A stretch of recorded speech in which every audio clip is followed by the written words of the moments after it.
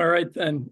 I do want to talk about black swan scenarios, but before I start, I was in LA Monday of last week through, took the red eye home on Friday, and what's going on there is actually, in my view, worse than what's seen on TV. And the suffering and the damage and the tragedy out there is really beyond. It was really unbelievable to see what's going on out there. So whatever you can do to help, we should all try and help out, because it is going to be really bad for the less fortunate out there. It's going to be a tough battle back. So let's get into the black swan scenarios. And Political came out and they surveyed 15 futurists and strategists for their thoughts on what might be lying in the weeds for investors. Obviously, there's the things that may or may not take place and tend to be low probability events. I thought we'd just remind people the definition of a black swan and event. The attributes are extreme impact. You can rationalize after the fact that we should have seen it coming, and they are recognized for unpredictability. You know, the housing crisis, the dot-com bubble, and the 9/11 terrorist attacks are three of the most recent examples for people to look at. So I'm going to list the 15 for you in groups of 5. So starting with the largest cyber attack in history. Cyber's big business these days. In fact, it's estimated to be bigger than the global drug trade, illegal drug trade business. And that's one that we'll touch on a little bit later. I think the idea of a secret deal to stop Iran is from their nuclear program is really Russia and the US make a deal for a 5-year pause on the nuclear program. It's done by Iran to stop Israel from attacking it. It's backed by the Saudis, who want to keep things settled down in the Middle East, is the concept for this one. Secessionists on the march. I'm not going to spend much time on an outbreak of epidemic proportions. The concept is it starts as in a small rural area, builds up. Social media goes into disinformation mode about the disease as it spreads. And then vax skeptics do not approve the emergency use authorization of an experimental vaccine that's developed, and that's that scenario. And then a Trump-Xi alliance will emerge, which is what I will talk about more later on as well. So those are the first 5. The next 5, a market crash triggers a global crisis. While we have deregulation going on and government downsizing, we deprioritize scenario planning, and malicious actors come in, target the financial markets, and create with disinformation and create a global crisis is the concept of that one. The next one, climate action becomes the norm. Obviously, 9 out of 10 Americans now report being affected by extreme climate and extreme weather. So we'll touch on that one a little bit. Unexpected global alliances and realignments. With AI bringing rapid advances that could develop to developing areas like Africa and India, you can get big productivity boosts coming through, which would be quite interesting. You also see some changes going on in the Middle East right now, which could lead to a very different kind of a setup there. And then you have the global infrastructure needs, whether it's due to weather or just advances in technology that are going to create new alliances around natural resources. The next one is that South Korea develops nuclear weapons, and that they've been working on that and announced that. And lastly, the military moves into an unvaccinated age that creates a competitive advantage for foreign competitors. The last 5 are a 2-state solution, that the people of Belarus could eventually see freedom. The loss of power, and that's actually the grid gets attacked or goes down and upends American life. One that's real is the temptation to reach for a nuclear toolbox becomes too hard for some leader to resist. And lastly, a decisive breakthrough in quantum computing. So I'll just show the 5 groups of 5 again, and then I'll give you some thoughts on a couple of these. So the first 5 are here. The next 5.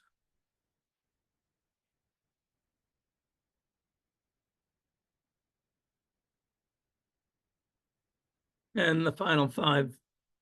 And I'm going to touch on a couple of these and then open it up for everyone to share their thoughts on what they think may or may not happen as we go forward, or what concerns them that's not on the list. So I think the one that's most interesting is that President Trump and Xi form an unexpected alliance. And there's actually a good case for why this would be beneficial to both. One, President-elect Trump tends not to like conflicts and wars. He likes to keep his money being spent on things more domestically oriented that could improve GDP. Wars tend not to be good for the brand of a president, and not great for their party in the aftermath. On the other hand, President Xi has some big economic challenges and could buy time to get them resolved. And with U.S. not making those economic problems worse, and reopening their markets and the European markets would be in their best interest as well. So that could be one that has big benefits, not just for each nation, but for the global system if that was to come to pass.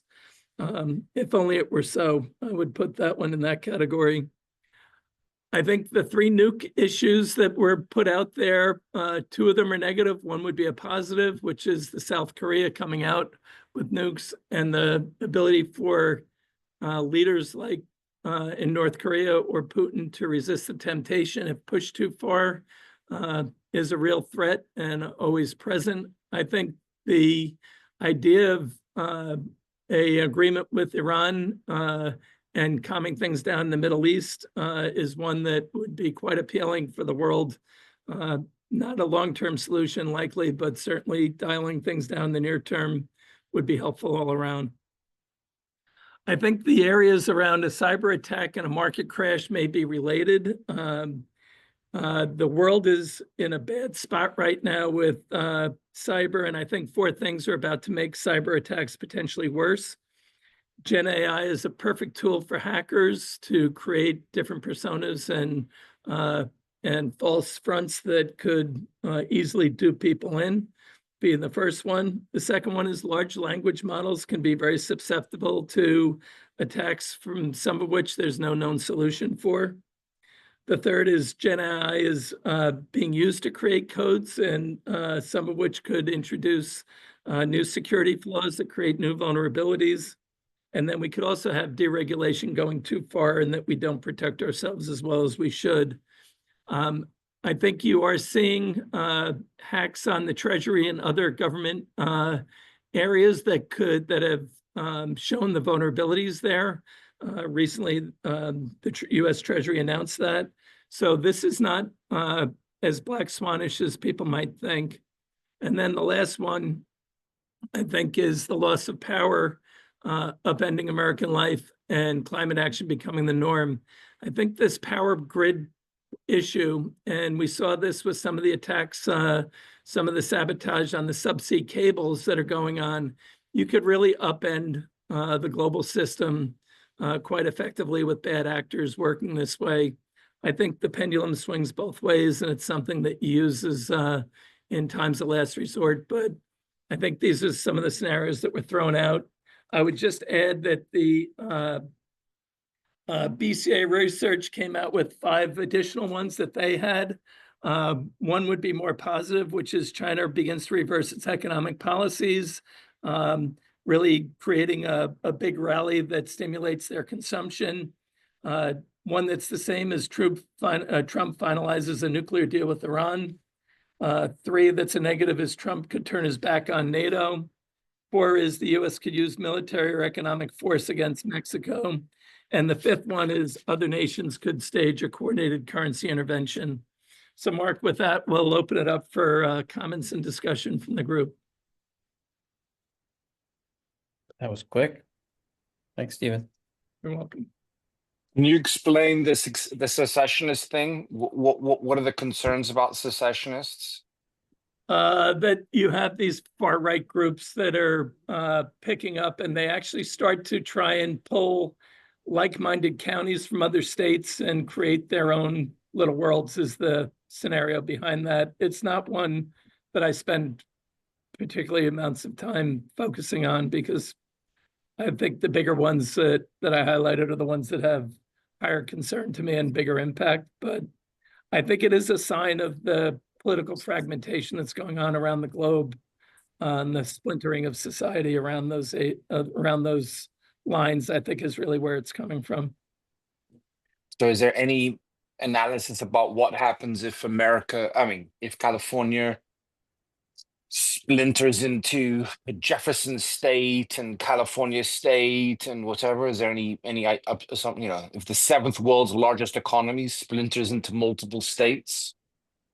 Yeah, no, they didn't do that they didn't go into that deep, because I think when the futurists throw some of these out, they're really not looking for the real specifics that you're looking for, or that we would look for as from a pure economic perspective on something like that. Some of the other ones, you can put better numbers to. Okay, thanks. Adam, then Michael. Good morning, everyone.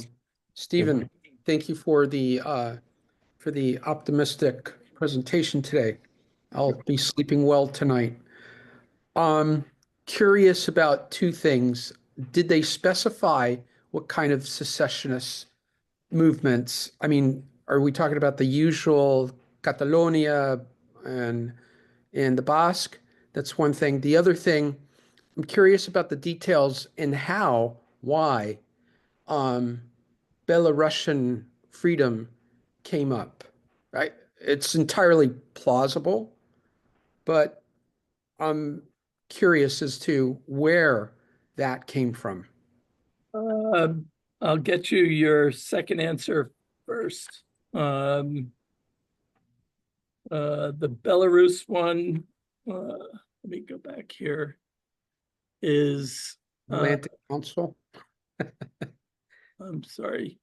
That's from the McCain Institute in Arizona State, and the view is that it's a people-driven toppling of the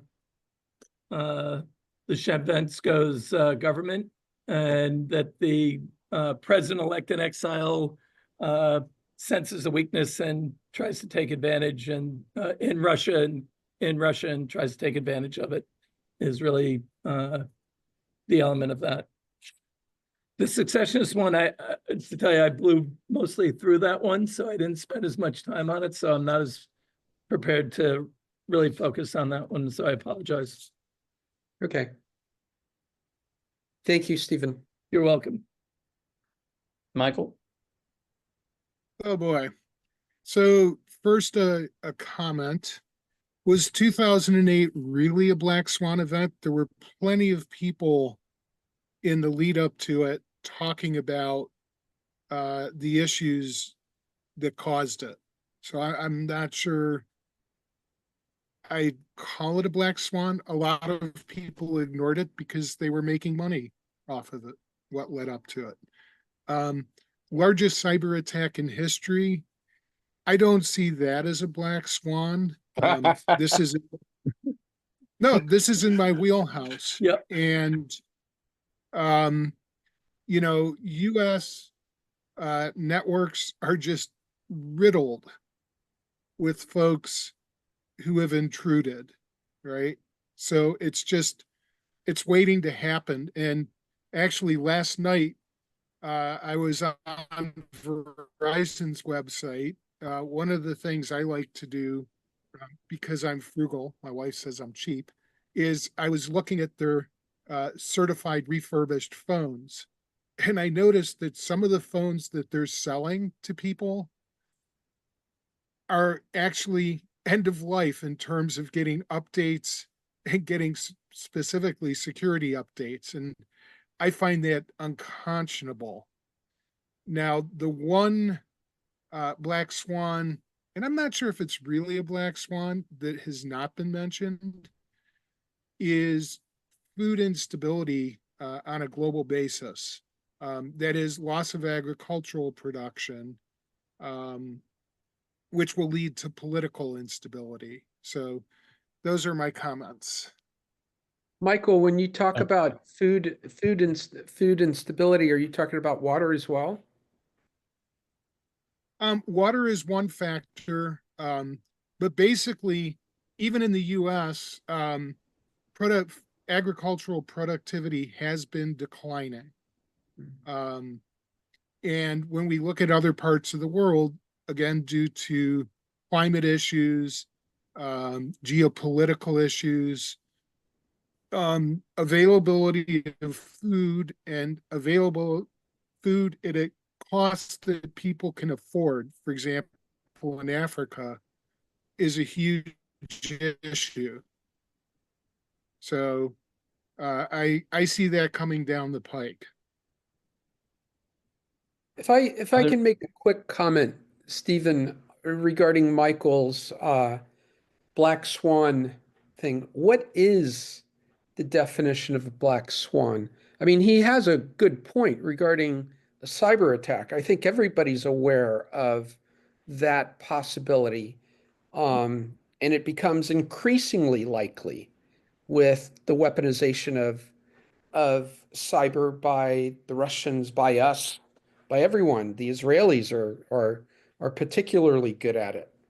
I So, I you know, agree that most black swan events that are on this list by definition are not black swan events, they're gray swan events, because the definition is a high impact event that's difficult to predict under normal circumstances, but in retrospect appeared to be inevitable. So I think Michael's right. A lot of these are predictable.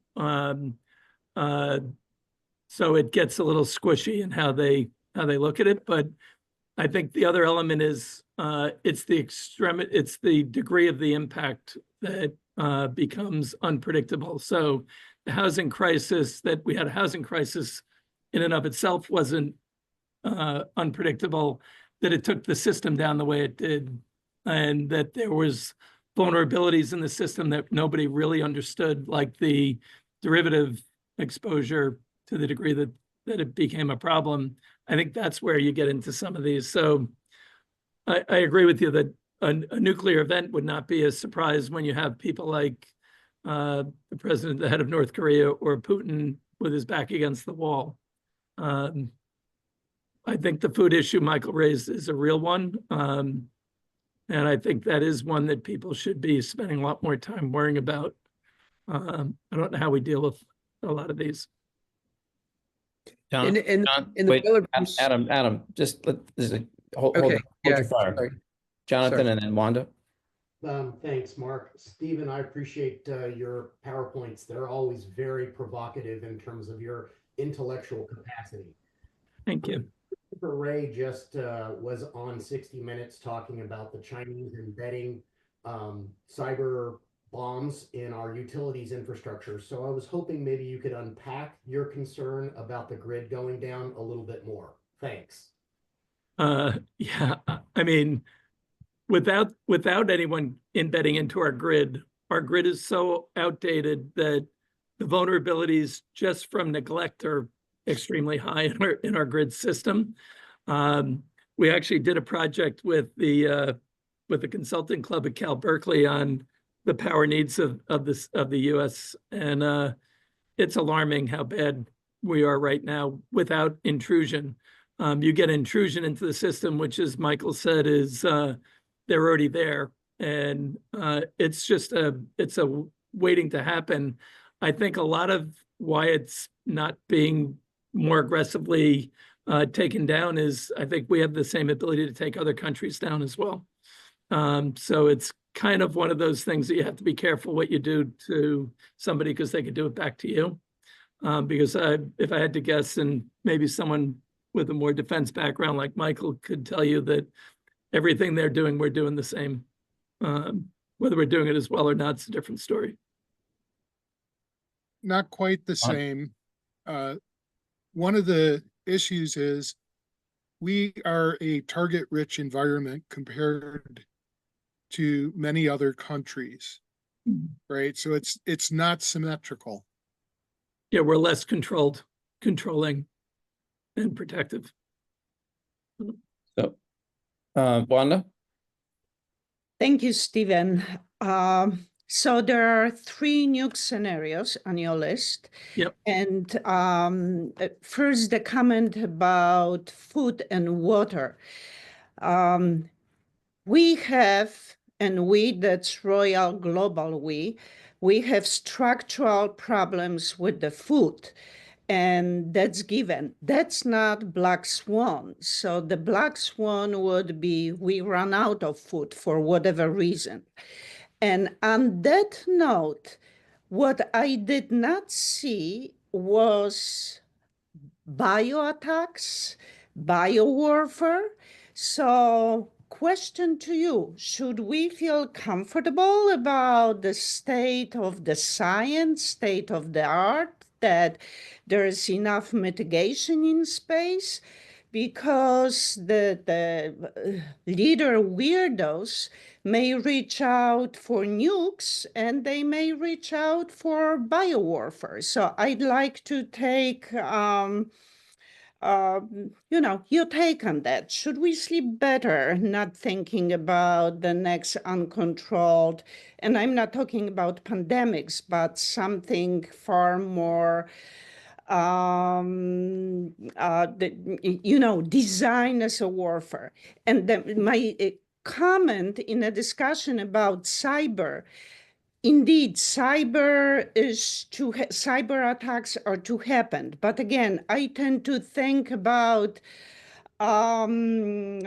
black swans in terms of, perhaps I read too many of the science fiction movies, but the whole financial system will be taken down by the cyber attack.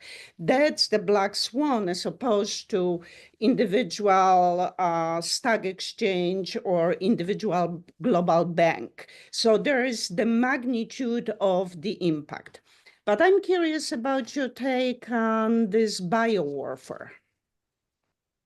I actually think that a lot of the stuff we spend our time worrying about, including some of these things, are so low probability that they're interesting to throw out. And some of these do become real and you have to think about the implications of them, but I don't spend a lot of time thinking about that. What I'm worried about is what Peter Boris was mentioning earlier, that we don't get our rates under control, that we don't get the deficits under control, that we don't get debt under control, and that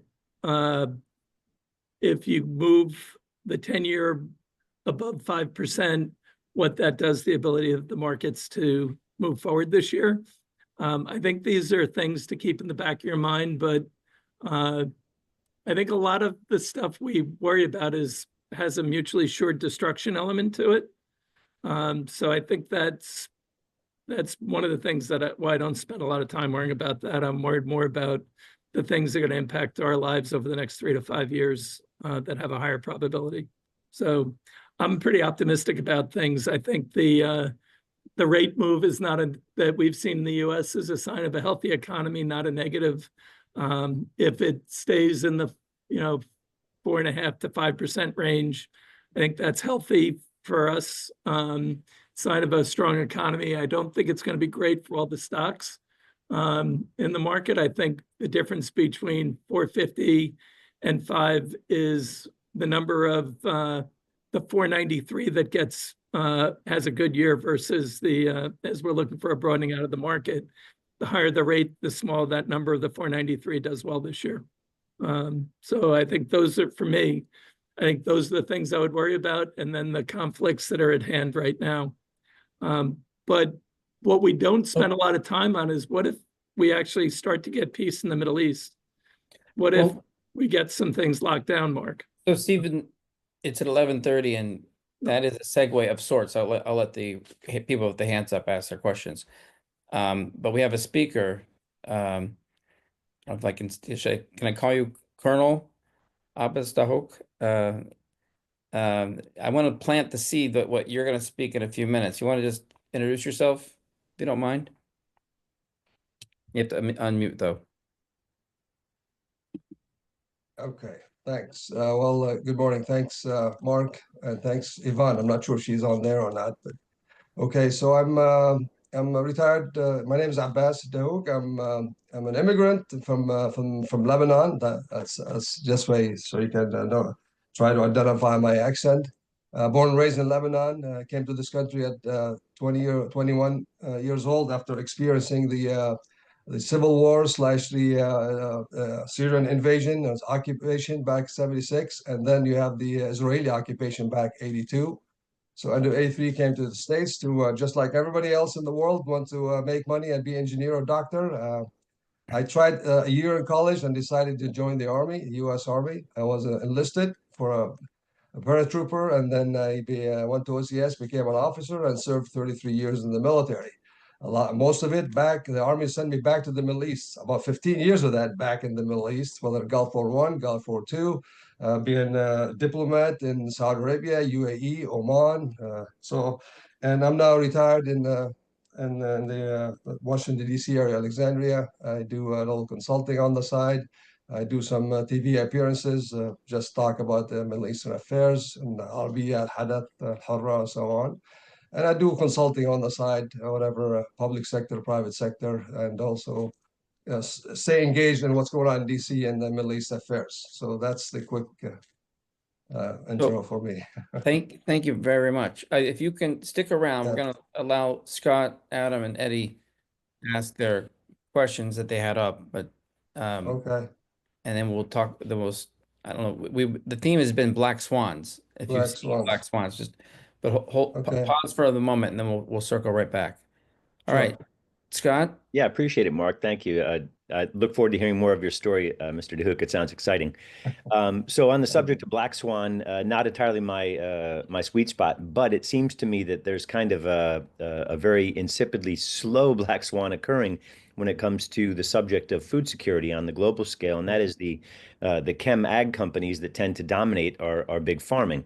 This is a huge issue in the U.S. It's something that we've dealt with, all over the United States in the depletion of the soil as a systematic approach to selling more fertilizer, and including soil amendments, and water will be the next target as well, as bad soil does not retain water. Industrial hemp, as many of you may know, is my side passion, and why I think that it is a critical addition to our supply chain in the United States, as it can supplement a lot of issues that we're having. Scott, as it pertains, it'll be quick. I promise. I just want to know how many side habits or side passions you have.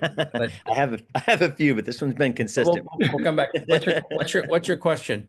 Yeah. So the question I would have, to Stephen would be more online with how do we, take advantage of the weaknesses and vulnerabilities of both the U.S. currency as a standard, as well as the creep of cryptocurrencies into states. And then the issue of secession in itself is an economic one in that same regard. And I'm just suggesting that it would be worth investigating the work that we're doing at our nonprofit, the SCF, insofar as adopting local regional currencies, digital, but not crypto. Oh boy! In the effort to, I know it's a big one. You and Tim Draper should get a room. I know Tim, but he's not receptive to things that are not profitable. I know, but I wonder why. Funny how capitalists are like that. Yeah. Stephen, do you want to address that quickly before I go to Adam and Eddie? I'm not even sure how, to be honest with you. I think it's a topic for another group. All right. Okay. We'll do that then. Maybe Eddie, you first, because Adam's spoken a few times, which I appreciate.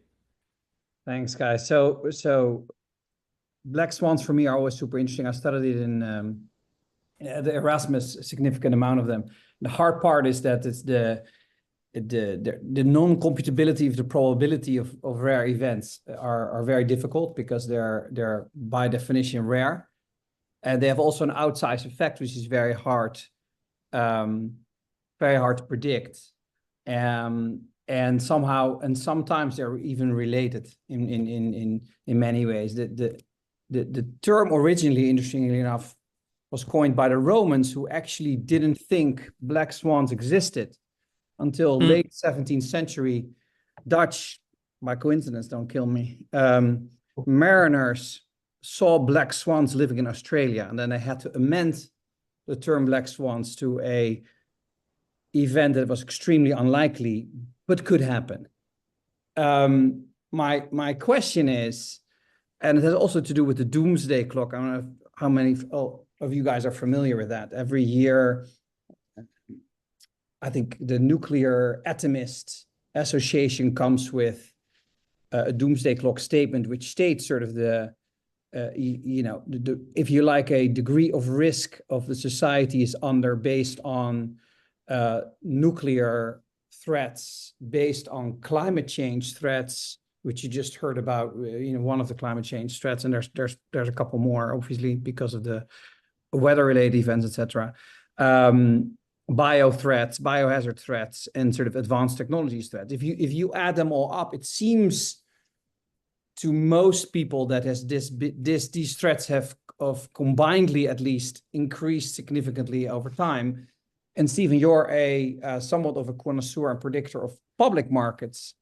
To what extent does this combination, even if it's hard to predict and hard to calculate, have an effect on the equity markets? To what extent is that sort of priced in, and to what extent is it maybe even by design not priced in? Because most of these events, one could argue, have a significant drop in the equity markets as a result. It's interesting when you think about all the nuclear stuff. I think some of that is priced in because of, we've been at war for the last several years, and that threat's been back there from Putin if he loses the war all along. So I think some's priced in, but not a lot. I think what's less priced in is the positives, like the one of President Xi and Trump doing something positive together. When you have the two leading economies switch from fighting each other to maybe working together, that could have a big impact on a positive way on the economy that's not really focused on. I think we'll hear from the Middle East in a minute, and thank you for your service, but I think that has the potential to be a much more positive thing if we dial down the conflict in the Middle East, even if it's for a little while. So I think a lot of the positives aren't priced in. I think if we have the grid going down for an extended period, I don't think you can price that into the system right now. So I think there'll be, both of the low probability of really good things and low probability of really bad things coming out of it. And then, so I think some of the conflict stuff is priced in, though, Eddie, because how could you not? You look at the head of North Korea.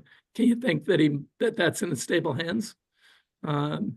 So I think that's the way I would look at that. And more governments move to autocratic forms of governing. Yeah.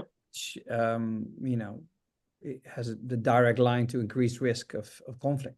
And then, as Adam's written about in his letters in the past, the Russian state, the old USSR states that have nukes throughout that we have to deal with as well. So there's potential in there that's real. So I think that's something we have to worry about.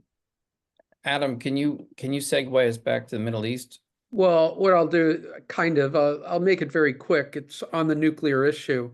At the end of 2024, I listed a bunch of books that I had read over the years, and one of them was called Command and Control. That was recommended to me by Bruce Blair. He was a professor of nuclear war at Princeton, and it highlights a number of accidents that have taken place in the United States with nuclear weapons. And when you think about the United States being the premier steward of nuclear weapons, we've had several accidents that could have been catastrophic. One in particular where the detonator did not go off because it was failed. That's it. So when you think about that and think about how nuclear weapons are being managed by, let's say, North Korea, Pakistan, and others that may get those nuclear weapons, their command and control systems are not up to snuff, and we have accidents. Maybe something to sleep on. Maybe, Stephen, that is the segue, Yeah. unless you want to comment on that. No, I think we segue right. I'm interested to hear the take as well, and just thanks for the service of all the time you spent taking care of our country.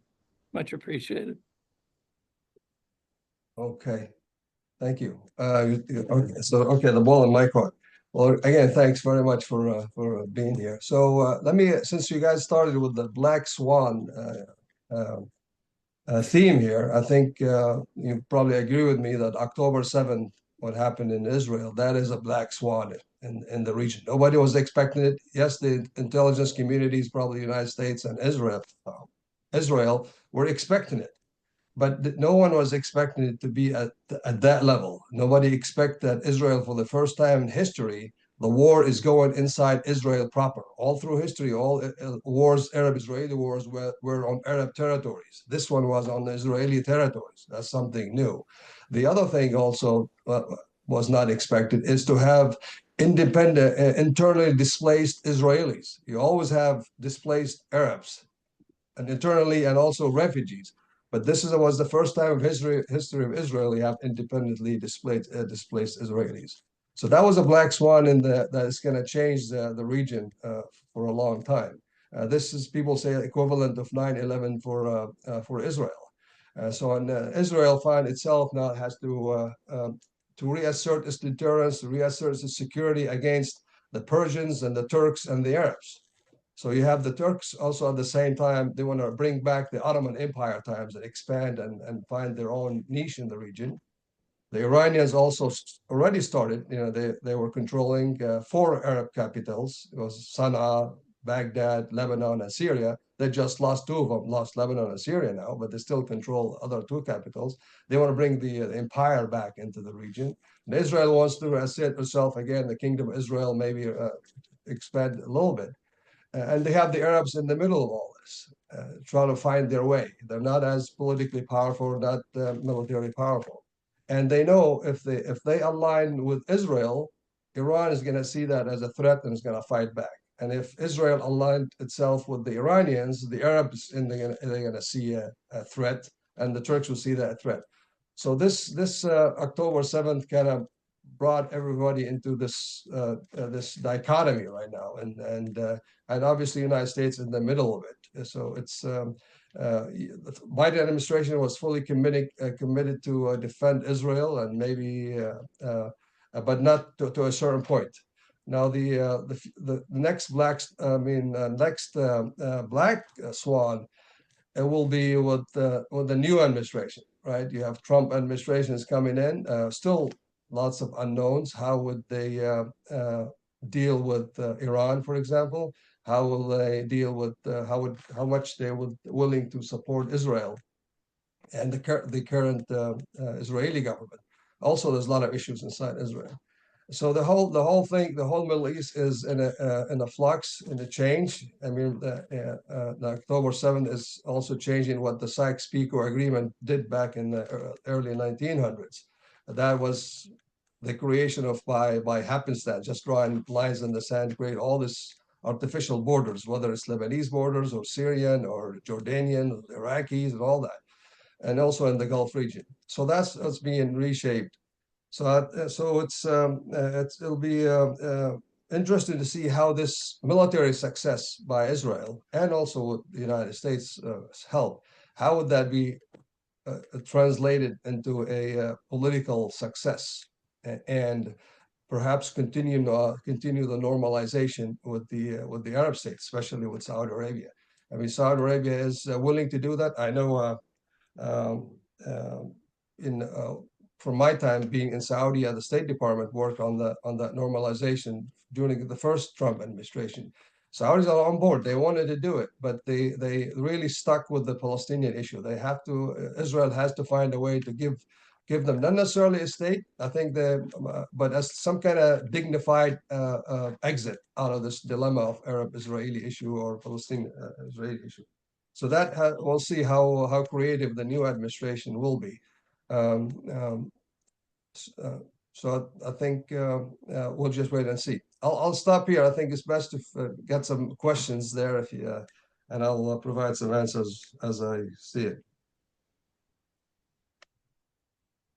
Well, if there are questions, because Yeah. otherwise, go ahead, Adam.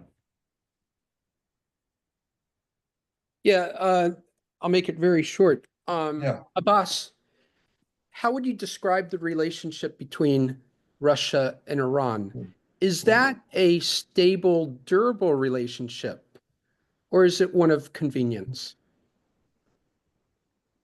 I mean, I think at this point of convenience, I mean, remember those relationships between countries, unless there is any, just like United States have a defense treaty with Japan or other countries, those no treaties, it's a transactional.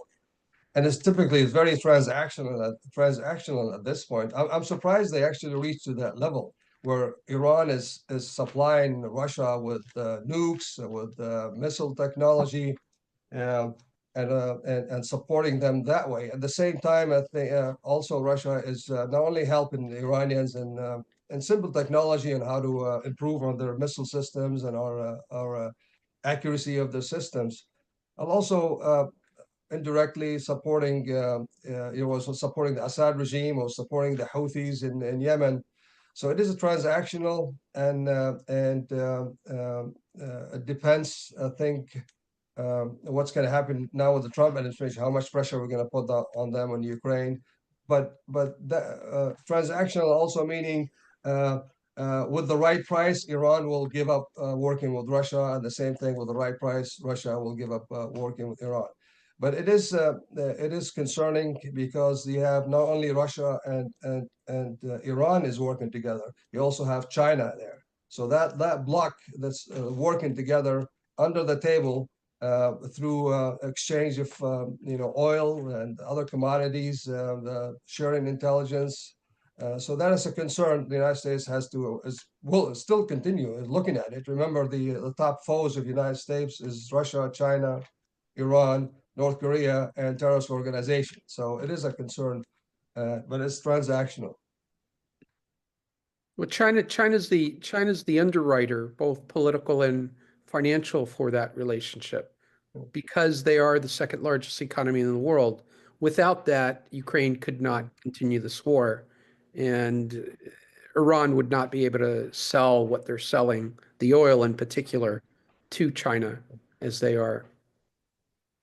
One thing about China, obviously they're already all over Africa, and they are going into the Middle East.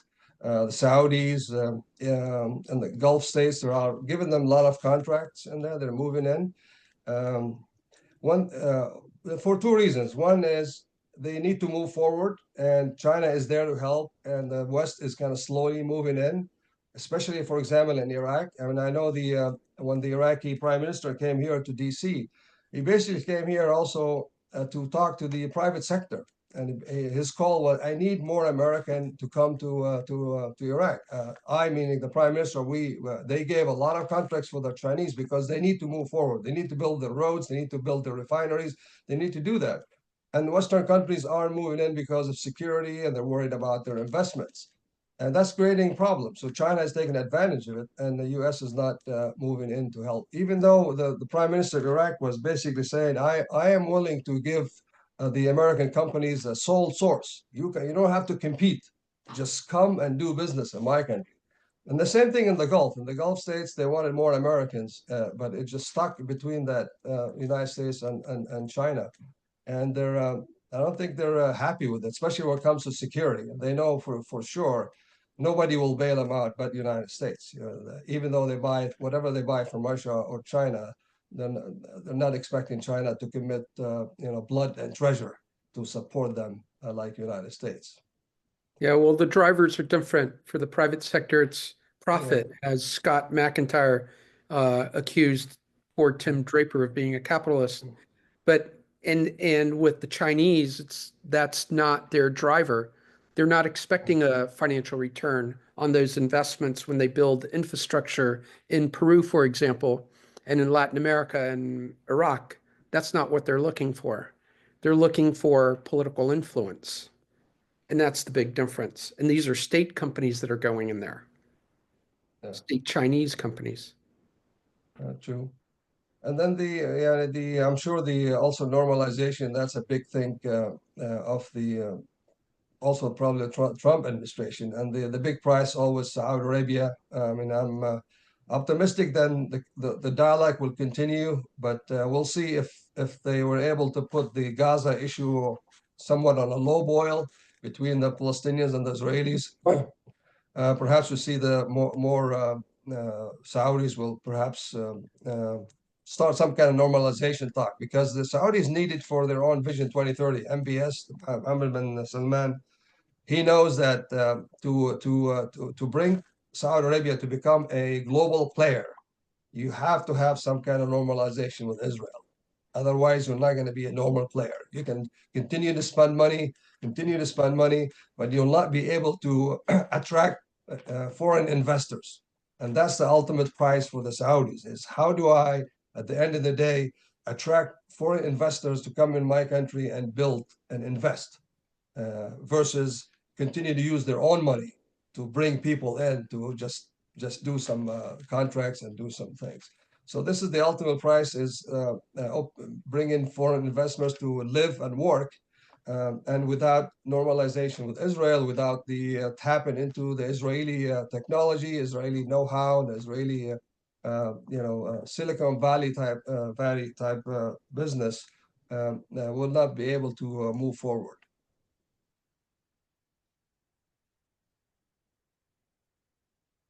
Thank you, Abbas. Okay, thank you. Bill, you got a A question? question? And then Michael? Yeah, no, about thanks so much. Interesting. And I'm interested in your thought. So thus far, the Israeli response to October 7th, while it's been formidable, has been held back, not only by the U.S. administration, but also by factions, inside Israel, not only politically, but also on the military staff. Kind of interesting that they've been divided as well. With the transition over to Trump, it seems as though there could be a possibility that, if you will, sort of the shackles might come off, and Israel may take advantage of an opportunity to really clean up Hamas in Gaza, and perhaps also strike hard for Hezbollah. What do you think the possibility is of that kind of an action as a way of really removing the threats and a movement towards peace in that direction?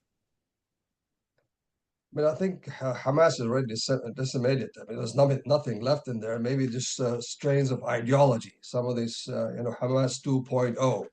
It's just new generation. Somebody might take the mantle, like the brother of Yahya Sinwar. Now, supposedly he took over the organization, but they're not the Hamas that before October 7, by no means. I mean, they're weakened by at least 90%. You have those remnants. And then Israel can't control that. They have to control the message first. They have to control the political ramification of what they did in Gaza.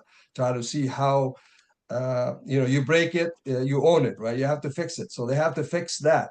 Gaza somehow, bring some kind of stability to it, some kind of rebuild some of it, bring some hopes to them. That's, I think, the challenging. But Hamas as an organization is completely gone.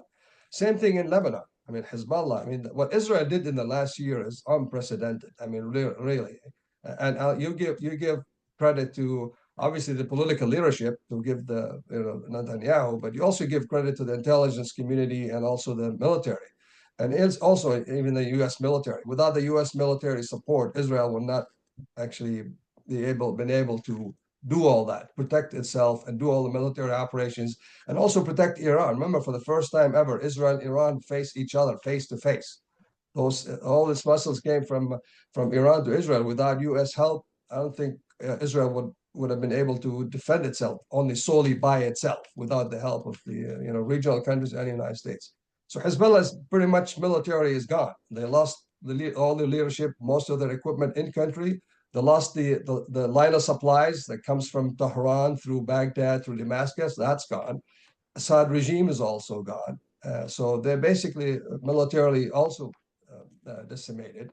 and also politically are marginalized right now. Now you have a president of Lebanon that he's not a friend of Hezbollah, the new president of Lebanon, and they just appointed the Sunni prime minister, and he's also is not a friend of Hezbollah. So it's so basically Hezbollah is very much contained, but then Israel has to take advantage of, like I mentioned earlier, has to take advantage of this military success to a political success. How do you actually normalize the relationship now with Lebanon? How do you make that ended once and for all? Maybe demarcate the borders, have some kind of things to do it. So that means two of your foes are already gone. Hezbollah, Hamas, Assad he was somewhat a friend and foe, but now in the new Syrian government, they're saying the right things, but Israel is not really taking all that to the bank. They still have to see which direction they're going. But again, it's what the next step is. Maybe if United States and the Trump administration and Netanyahu government, they have to be smart to capitalize on all that win in the political form somehow. I don't know what the formula is, but it has to be some kind of normalization, include Lebanon into and perhaps Syria. Thank you. Next. So I just wanted to respond to Adam's comment about China not seeking economic gain, but instead political influence. Many of those loans have clauses or contingencies that if the loan payments are not made, China takes over the port or the airport or the mine or whatever that infrastructure is. So there's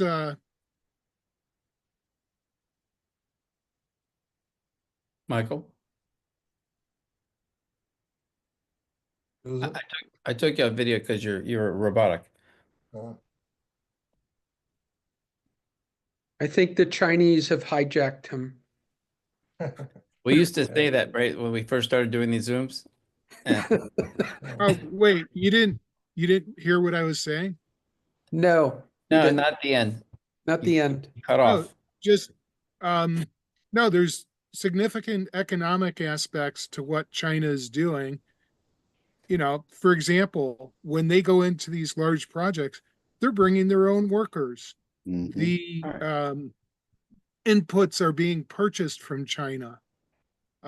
So it's not solely political. Well, any questions? We can talk about that any day.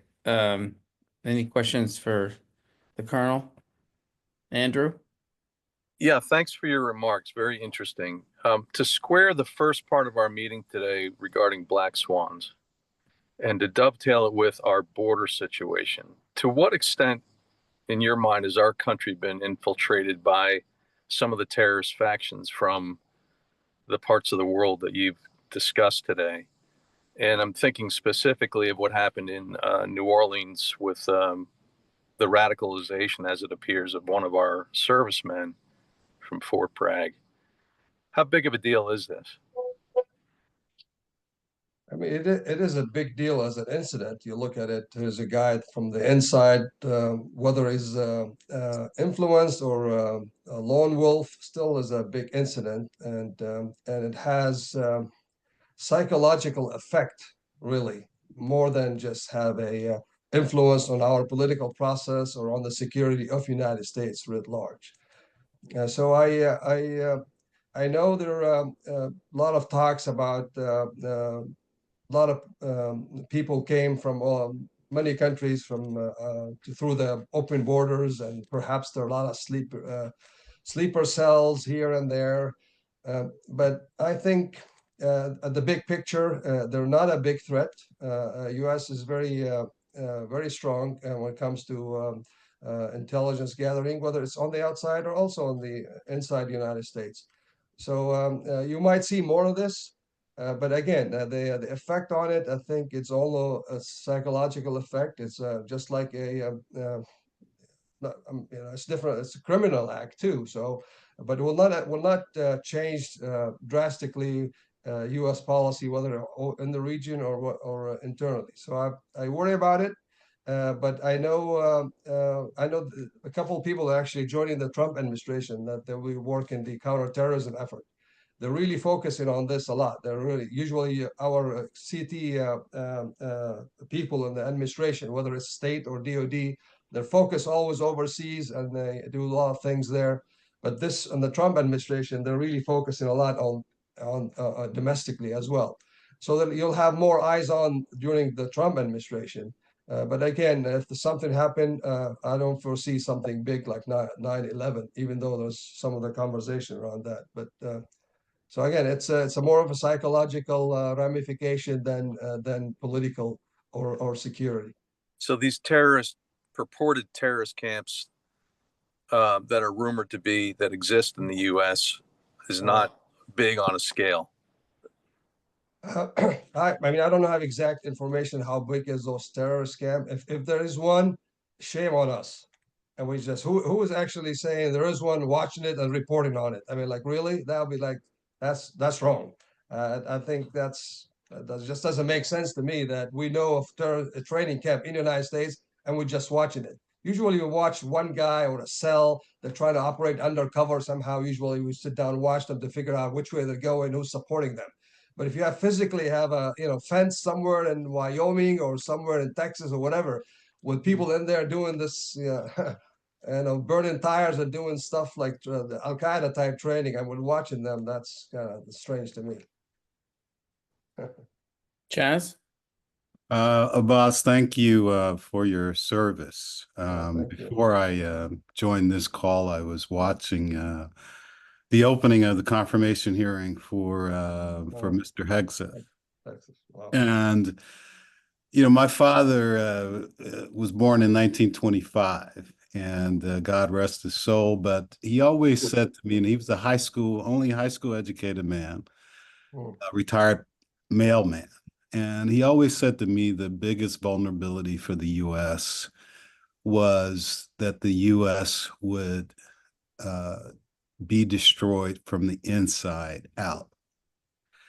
And so my question to you is, as we think about the nomination of Hegseth, which is fairly controversial, I think, relatively speaking, should we be concerned about the politicization of the military and the potential splintering that could occur within the military? And does our military have safeguards to, in effect, prevent the whole enterprise from sort of going off the rails as a result of having a leader that has ideals that may not necessarily be consistent with what we've seen historically from our military? And I think we've got the best military in the world.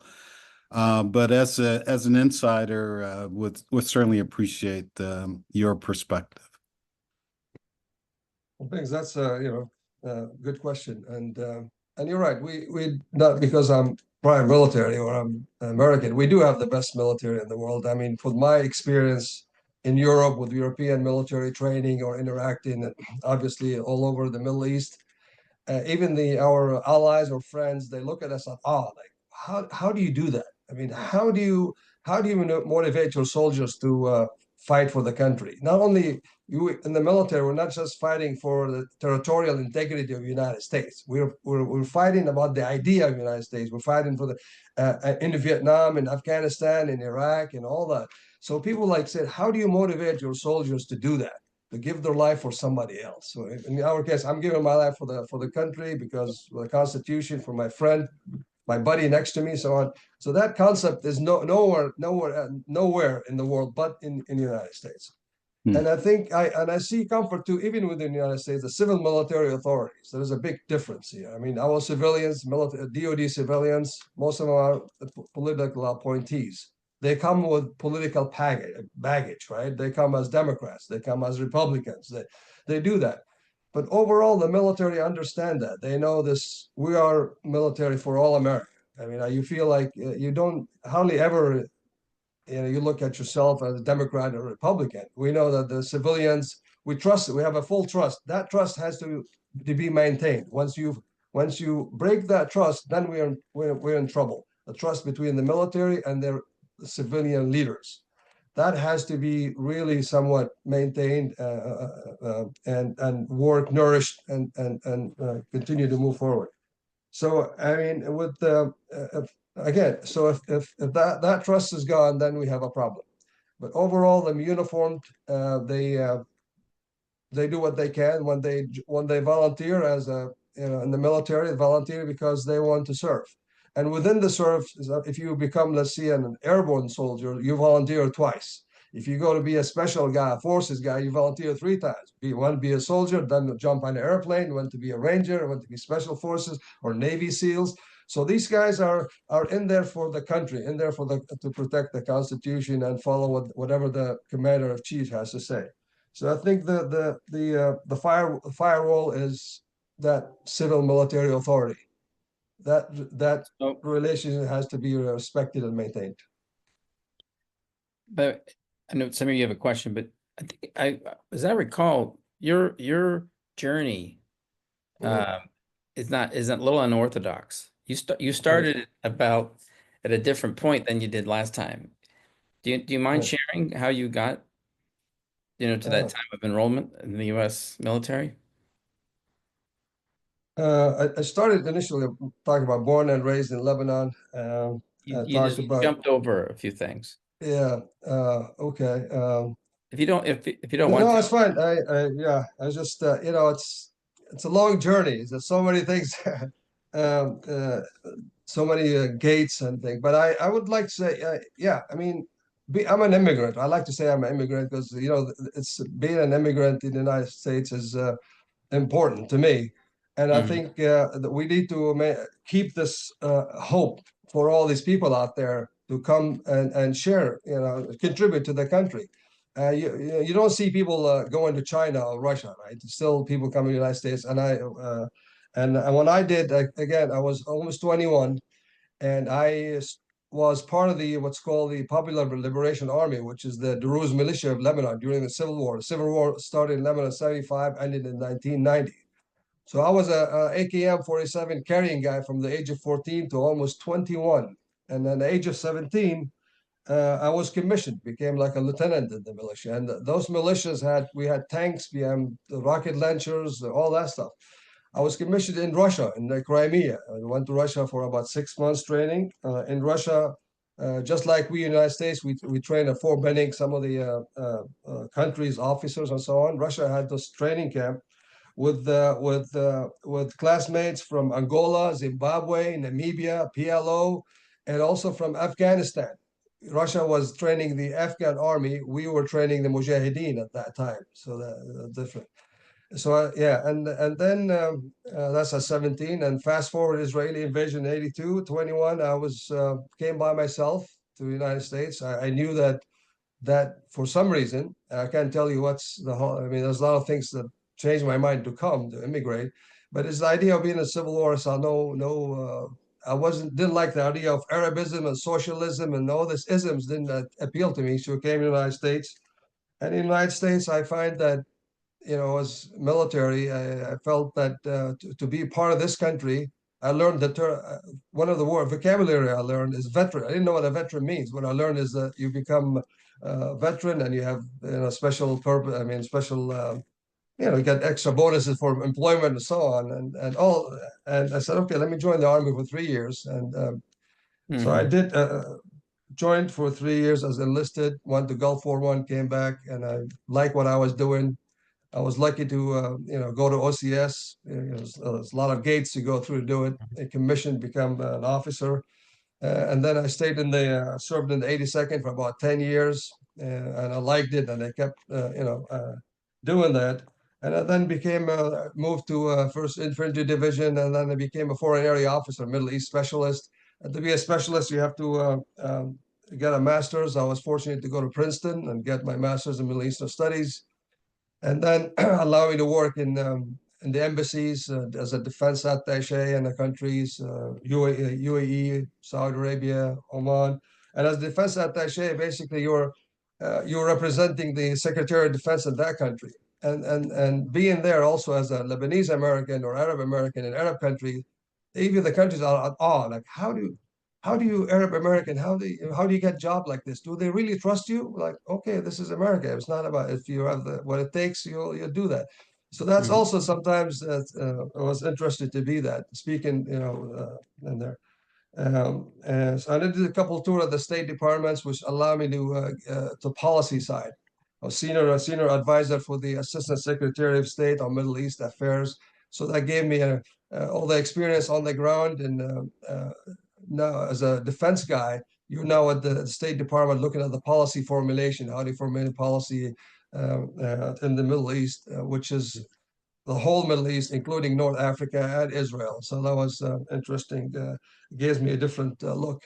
And recently, I'm affiliated with the National Council on U.S. Arab Relations. It's an old NGO here in D.C. It's a 40-year-old organization. I'm one of the member of the board of directors. We do a lot of work too on policy-related issues, education. So they also give me another access to DC and international community and government at the same time. So I know it's been great so far. Well, Samir, I know you have a question, but Yvonne is the one who introduced us. Yes. Do you want to make Thank you, Yvonne. But I would There love she is. everybody else to ask the questions. I have to be off camera because of my phone, my That's fine. Zoom. I just wanted to ask you very briefly in your story how you Yeah. could be a militia from 14 to 21 and be in Lebanon, and then even though we have a very close relationship with the Druze, but you were also in Russia. And how do you come to the United States and get into the U.S. military? Like, who let you in? Like, how did you? What kind of clearance, or do you just walk? Oh, I was a militia, and I worked in Russia. Quick thing. First of all, this is the beauty of United States of America, right? It's a welcoming. That's I can't do that if I go to Saudi Arabia or Russia or anywhere else in the world. You do it in the United States. So I love that in the United States. I hope that continues. But to Yvonne's point, they must have asked a few questions. Yeah, but being that when you join as an enlisted guy, you don't really need a high clearance. I needed a clearance when you become an officer, and when you become an officer, before you become an officer, you have to be an American citizen. So when I joined, I wasn't even a citizen. I wasn't even eligible to have clearance at that time. My job was an airborne scout. So I wasn't involved in anything technical. So my job didn't require not even a secret clearance, really. So that's on the security side. That's all you need. And if you have the proper, you take some certain tests, and you got medically qualified, and also you have the right things. It's fine. You're welcome. And then again. Even under the Gulf War, 2003, United States, we have a shortage of linguists. We opened that also for a lot of Arabic speakers and Farsi speakers. Say, hey, come in, we'll give you a citizenship too. Some people didn't even have a green card, and we gave them that because skills needed. In my case, I just joined. I wasn't even a citizen, and then when you become a citizen, there's a process of security clearance. They go through. They ask you. Yeah, they ask me a question. Have you been to Soviet Union? Yes. Have you done? So all that in there, and people make a judgment call whether to trust this guy to give him a clearance or not. But within the years, I had a lot of top secret jobs, almost all of it in the last 15 years, or at least had access to it. And I have no problem with it. Well, Samir, thank you for sharing. Samir, you want to ask your question now? Sorry. Absolutely. So thanks for that insight. I had a question about switches that so Chaz has left the call, but his earlier question had to do with Hegseth, right? One of the things that's been mentioned potentially is that if, let's say, top admirals or generals, right, who, let's say, aren't politically compatible with a new with Hegseth's philosophy, they're kind of pushed out, and then other folks who are, let's say, more politically amenable are promoted, right? Into those positions. And now potentially could that create a schism in the military, right? Where now you start getting divisions who are who start choosing sort of one leader or the other. I mean, that's the precondition to sort of civil war, right? Where you get factions in the military actually sort of not believing anymore that they're actually fighting for the country, whatever they think that is, right? They think that now the country's been taken over by threats from within or whatever. So what are the chances that, let's say, if the top brass is replaced to any degree with political appointees, right? That can cause a divergence in the military, which could then cause an internal civil war, just between military units. Yeah, I don't think we'll get to that civil war part of it, but I think, but again, there there should be a divide between civil and military authorities, right? If you're a civilian and if you're a political appointee, that's fine. This is normal. We've been doing that for a long time. That's every president comes in and bring their crew, from Secretary of Defense down to assistant secretaries and so on. But when it comes to a military position, uniformed positions like the chairman, chief of staff, or division commanders, corps commanders, this has to continue to be a merit-based appointments. When they start appointing division commanders or the chairman based on political affiliation, I think this is where you break that civil military authority, and then you're right. There'll be a big problem in the military. Then those orders that comes from the 3-star or 4-star generals, are these orders based on a political decision, or these orders based on protection of the Constitution of the United States? I joined the military to protect the Constitution of the United States, to protect and the American people. I did not join the military to protect the president of the United States or his political appointees. So that's, I think, where the difference is. Thank you. Andrew, you got another question? Yeah, very quickly. I think Hegseth is a Princeton grad, and was he ROTC? My question is, if you're a foreign student at an Ivy or any university for that matter, can you enlist in ROTC programs? Yes, I'm actually, when I was at Princeton, we had also an ROTC program at Princeton. Some Ivy Leagues didn't like it for a while. It was off, it was on, mainly some of the Ivy Leagues still. Yeah, there's some of that all through the years. But yeah, most of them Ivy Leagues, they do have ROTC program, and you can. Yeah, my dad was Dartmouth ROTC, and he was Army as well, and he taught me quite a bit about that process. Well, thank you for again. your service. Thank you.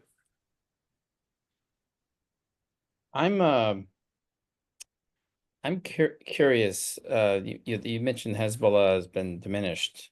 Yes. What about Iran today? And Stephen made a comment about this sort of multilateral detente of sorts about to happen, and the Saudis trying to promote some peace and basically cause a pause. And by the way, we haven't. Is Deborah? Are you on? Because there's also a little war in Mark, Ukraine. I am. I'm sorry. I just actually saw your message. Yeah, I'm here if you want me to talk for a moment or two. Well, I do want you to, and I do. So Deborah's in Kiev right now, and there's another multi-dimensional, multilateral thing happening with the Europeans and the U.S. and all the rest. My question was going to be, what is Iran's capabilities? I guess if you answered that, then we go to Deborah, because Iran's capabilities goes back to the other question about the relationship with Russia and Iran, and then it goes back to Ukraine. Just so you know, Deborah is with a fund called Green Flag, investing in Ukrainian related companies. They may not be in Ukraine today, but Ukraine has sometimes better capabilities than the U.S. military. Well, I like your thought on that too. But if you could maybe segue it from Iran's capabilities, and then how that relationship is playing out, because even Russia and Iran can't fight wars on all these fronts.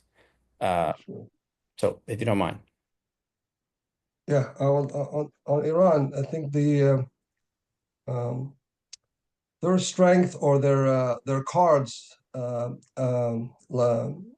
limited, but they do have one proxy card, right? This is something they've been playing for a while. And again, I mentioned earlier, they have in 4 different Arab countries. Now they just lost 2 of them, right? Basically lost Hamas in a way, but lost the Assad regime and also lost Hezbollah. They still have Iraq and they still have Yemen. And Yemen becomes the last man standing, the Houthis of Yemen, because they're able to control this line of communication around the Red Sea. That's one card. The other card they have that's still playing with is the nuclear card. I mean, they have a nuclear technology, even though if Israel and the United States decide to, perhaps under the Trump administration, to do a nuclear strike against a nuclear program, they will be able to destroy most of it. They'll be able at most to delay them to have a compound, because you can't completely destroy the nuclear program, because they have the know-how, they have the technology, they can come back again sometime in the future. So that's the second big thing, the capability they have. The third capability they have is their ability to control their population. They still have the capability to control anything happen within Iran to maintain that. If they lose that, the Iranian regime will be finished. So those are 3 things are still they're playing them, at the strategic level. And now recently they have another lifeline. I call it a lifeline to Russia, and they have a lifeline to China. And those lifelines created because Russia and China wants to control the United States in the Middle East, not because they like Iran, because the U.S. presence and their threat. So they're using Iran also as a proxy for them. So that's what the Iran is, their situation at this point. I don't know if that's answered your question or not. That's a good point. And then as it relates to Russia and Ukraine? I mean, Ukraine is a derivative of the relationship to Russia, right? So it's and again, Iran wanted this strategic depth, so that's why they're working with Russians.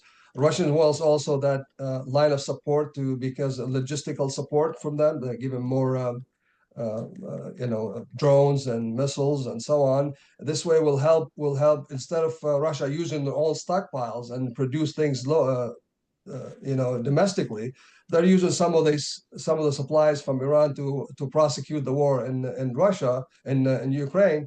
That gives Russia a long-term logistical support, and then they can use their own domestic capabilities if need be in the future.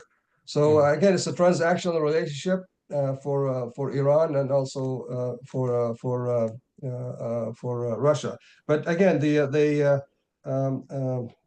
I think Russia will not be able to win the war against Ukraine unless they do a full-blown war, call-out war against the Ukrainians. And I think they're not doing that. They're just piecemealing the war. And also the same thing, the Ukrainians don't have the manpower, the capability to do a full-blown war against the Russians. So that is a little stalemate, I think, at this point.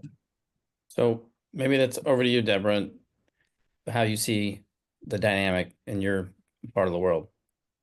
Sure. So just very quickly, I am in Kiev. I have actually lived here for more than 10 years. I'm American, Wall Street background, had come over here first in 2007. So I've sort of been working and watching this space for quite a long time. Right now, I have a US-based VC fund, and we're investing in Ukrainian-founded new defense technology. So I spend an awful lot of time both looking at the new technology, but also sort of talking to the soldiers and about what's sort of happening out on the front line. So I'm coming at this, I'll call it more of a tactical than big strategic viewpoints, but a couple of things in light of this conversation that I'll mention. And also actually just a big thank you to everybody who's kind of joined in. This has actually been a fascinating conversation. So one, I think that some of the relationships that Russia has with Iran, with Hezbollah, with Hamas, they are absolutely transactional, but I think there's also an element of Russia looking to sort of sow chaos and discord. When Hamas invaded Israel on October 7th, there was not a single Ukrainian who did not recognize the tactics that they used to actually breach a lot of the defenses. And these were almost identical to what Russia had used when they invaded Crimea 10 years ago. So, it's not just the transactional of shahads, not shahads, missile technology. It's also sharing of tactics. It's kind of the terror element of what they are doing. It's the stealth element. So I think that's important to recognize. One of the things that we are seeing here on the ground that I think that is sort of worth flagging, you know, there is an awful lot of money going into this new defense tech in the United States. There was a $3 billion invested into US defense tech companies. Just to let you know, when most of that technology shows up in Ukraine to be tested, it fails. It is not being built for the very heavily electronic warfare, GPS denied environments that are sort of the hallmark of this war. And I think the US really needs to, Silicon Valley and the Defense Department as well, need to kind of get out of their own